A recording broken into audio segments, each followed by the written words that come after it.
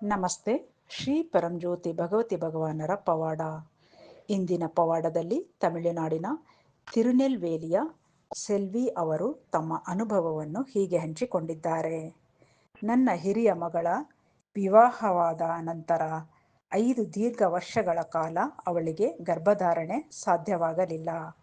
ವೈದ್ಯರು ಸ್ಪಷ್ಟವಾಗಿ ಸಹಜ ಗರ್ಭಧಾರಣೆ ಸಾಧ್ಯವಿಲ್ಲ, ಇದಕ್ಕೆ IVF ಒಂದೇ ಮಾರ್ಗ, ಅದರ ವೆಚ್ಚ ಸುಮಾರು 10 ಲಕ್ಷ ರೂಪಾಯಿ ಆಗುತ್ತದೆ ಎಂದು ತಿಳಿಸಿದರು.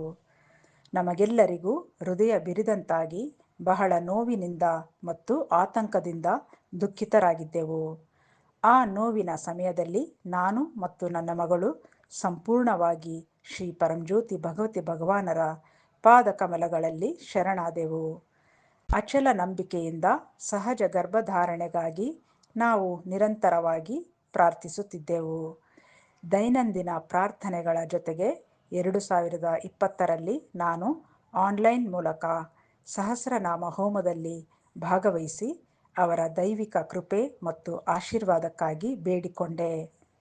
ಶ್ರೀ ಪರಂಜ್ಯೋತಿ ಭಗವತಿ ಭಗವಾನರ ಅಪಾರ ಕರುಣೆ ಮತ್ತು ಅನಂತ ಕೃಪೆಯಿಂದ ಯಾವುದೇ ವೈದ್ಯಕೀಯ ಚಿಕಿತ್ಸೆಗೆ ಒಳಗಾಗದೆ ಮತ್ತು ಹಣ ವ್ಯಯಿಸದೆ ನನ್ನ ಹಿರಿಯ ಮಗಳು ಸಹಜವಾಗಿ ಗರ್ಭಿಣಿಯಾದಳು. 2021ರಲ್ಲಿ ಅವಳು ಆರೋಗ್ಯವಂತ ಹೆಣ್ಣು ಮಗುವಿಗೆ ಜನ್ಮ ನೀಡಿದಳು.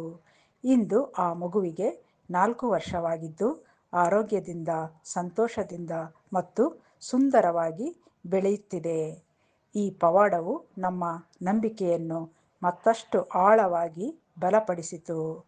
ನಂತರ ನನ್ನ ಕಿರಿಯ ಮಗಳಿಗೆ ಸೂಕ್ತವಾದ ಸಂಬಂಧವನ್ನು ಹುಡುಕುತ್ತಿರುವಾಗ ಮತ್ತೊಮ್ಮೆ ಶ್ರೀ ಪರಂಜ್ಯೋತಿ ಭಗವತಿ ಭಗವಾನರ ಆಶೀರ್ವಾದದಿಂದ ಅವಳು ಒಳ್ಳೆಯ ಮತ್ತು ಕಾಳಜಿಯುಳ್ಳ ಉತ್ತಮ ಜೀವನ ಸಂಗಾತಿಯನ್ನು ವಿವಾಹವಾಗಿ ಈಗ ಸಮೃದ್ಧ ಮತ್ತು ಸಂತೋಷಕರ ಜೀವನವನ್ನು ನಡೆಸುತ್ತಿದ್ದಾಳೆ.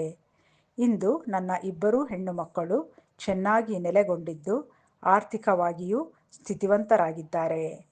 ಈ ಅಪಾರ ಆಶೀರ್ವಾದಗಳಿಗೆ ಶ್ರೀ ಪರಂಜ್ಯೋತಿ ಭಗವತಿ ಭಗವಾನರ ಪಾದಕಮಲಗಳಲ್ಲಿ ತುಂಬು ಹೃದಯದ ಕೃತಜ್ಞತೆಯಿಂದ ಕೈಮುಗಿದು ನನ್ನ ವಿನಮ್ರ ಕೃತಜ್ಞತೆಯನ್ನು ಅರ್ಪಿಸುತ್ತೇನೆ. ಸಂತಾನ ಪ್ರದಾತ ಶ್ರೀ ಪರಂಜ್ಯೋತಿ ಭಗವತಿ ಭಗವಾನರಿಗೆ ಜಯವೆನ್ನಿ.